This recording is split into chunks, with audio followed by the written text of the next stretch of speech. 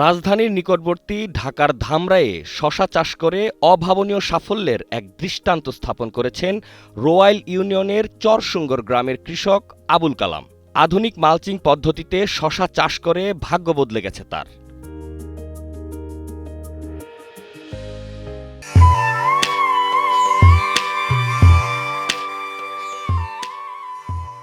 ধামরাই উপজেলার একটি প্রত্যন্ত গ্রামের বাসিন্দা আবুল কালাম আগে ছিলেন একজন সাধারণ কৃষক।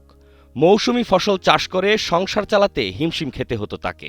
লাভ তো দূরের কথা, অনেক সময় উৎপাদন খরচই উঠত না।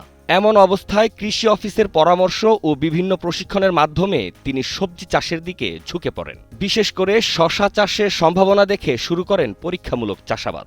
রাজধানীর নিকটবর্তী ঢাকার ধামরাইয়ের রোয়াইল ইউনিয়নের একজন সফল উদ্যোক্তা জনাব আবুল কালাম, তিনি মালচিং পদ্ধতিতে শশা চাষ করে তাক লাগিয়ে দিয়েছেন পুরো উপজেলায়।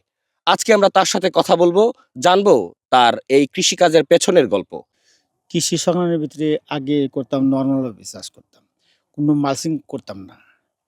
এখন মালচিং করার পর মালচিং করলে সবসময় শশা করা যায়, শীত এবং গরমকাল সবকালেই করা যায়। যখন এই গত বছর করছিলাম, আল্লাহর রহমতে ভালো পয়সা হয়েছে। আর এবার তো কোনো কথাই নাই। তারপরে এখন এটি তো আইসেই শেষ পর্যায়ে এসে গেছে, আবার ফের নতুন করে করছি। ওটাও ইনশাল্লাহ রোজার মাস টার্গেট করছি, এটাও আসবো। এই পাইনালা করার লেগে গত বছর কল্লা করার লেগে দিছিল, সার দিছিল, দিছিল, মানে একটু সহযোগিতা করে, ওরা ভালোই করে সহযোগিতা। আরিফ স্যার আমাদের সহযোগিতা করে। আধুনিক মালচিং পদ্ধতিতে পরিকল্পিতভাবে শশা চাষ করে আবুল কালাম এখন একজন সফল ও স্বাবলম্বী কৃষি উদ্যোক্তা। ভবিষ্যৎ হোক নিরাপদ, বিনিয়োগ হোক বিশ্বস্ত, আর আমার পছন্দ সল্ট বে। ওয়েলকাম টু সল্ট বে।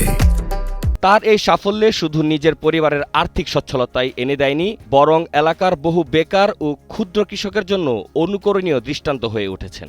না, সব কিছু মিলিয়ে আমি এর আগেও একবার মালচিং দিয়ে শশা চাষ করেছিলাম। তখন আমি দেশি শশা করেছিলাম, তো এটা ফলন তেমন হয় নাই, বা প্রথমবার করছিলাম, তো ওই রকম আমি লাভবান হতে পারি নাই। তো এখন আবার আমার পাশে আমার যে কালাম কাকা করতেছে, তো ওনার দেখলাম এবছর উনি লাভবান হয়েছে। তো পাশাপাশি যেহেতু লাভবান হয়েছে, তাহলে আমি কেন হতে পারবো না? তা আমার কথা হলো, অন্য কেউ পারলে আমি কেন পারবো না? এই জন্য আমিও চেষ্টা করতেছি, দেখি নিজের মতো করে পারি কিনা। আবুল কালাম উনি মোটামুটি ভালোই লাভবান আছে। ওনার লাভবান দেখে জামান বাড়ির নির্দেশে, যেমন এই যে আজিজুল আমার ভাতিজা, ও করতেছে, মোটামুটি এর আগেও করছিল, তাতে মোটামুটি লাভবান ভালোই। সফল কৃষি উদ্যোক্তা আবুল কালামের এমন সাফল্যে গর্বিত স্থানীয় এই কৃষি কর্মকর্তা। কালাম ভাই যখন আমি করাই, তখন আপনার তার প্র্যাকটিক্যালি করানোর জন্য আমি 50% মালচিং দিয়ে করাইছি, 50% করাইছি হলো মালচিং ছাড়া। বলছি ভাই কোনটার ফলন বেশি হয়, যেটা বেশি হবে সেটা আপনি করবেন। পরের 50% প্রায় 3 লাখ টাকা শশার করলা বিক্রি করছে। সেটা আমাদের গ্যাপের প্রদর্শনী ছিল। তো ওই প্রদর্শনী দেওয়ার কারণে আমারও সহযোগিতা হয়েছে, কারণ আমার পক্ষে তো টাকা দেওয়া সম্ভব না। তাকে আর্থিক কিছু সাপোর্ট দেওয়া, মানে সরঞ্জামের কিছু সাপোর্ট দেওয়া দরকার। যেমন উপজেলা কৃষি অফিস এর আন্ডারে আমাদের আরিফ স্যারের মাধ্যমে যেটা করছি আমরা, তারা একটা গ্যাপের প্রদর্শনী দিছিলাম। গ্যাপের প্রদর্শনী দেওয়ার কারণেই তারে আমরা পার্থক্যটা বুঝাইতে পারছি।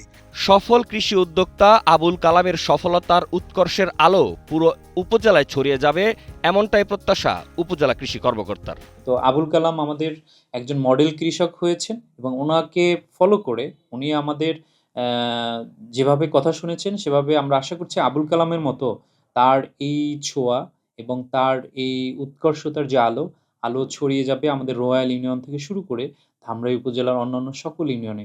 এবং তরুণ, ইয়ং, এনার্জেটিক, দক্ষ যারা রয়েছে, তারা নিশ্চয়ই আবুল কালামের মতো, সাকিবের মতো, অন্যান্য এরকম উদ্যোক্তাদের মতো সামনে এগিয়ে আসবে, কৃষিতে বিনিয়োগ করবে এবং নিজেদেরকে সুনাগরিক হিসাবে তার প্রতিষ্ঠিত করবে।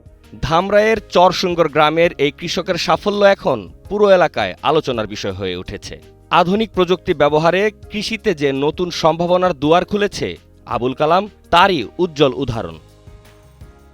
অপু খন্দকার, কালের কণ্ঠ।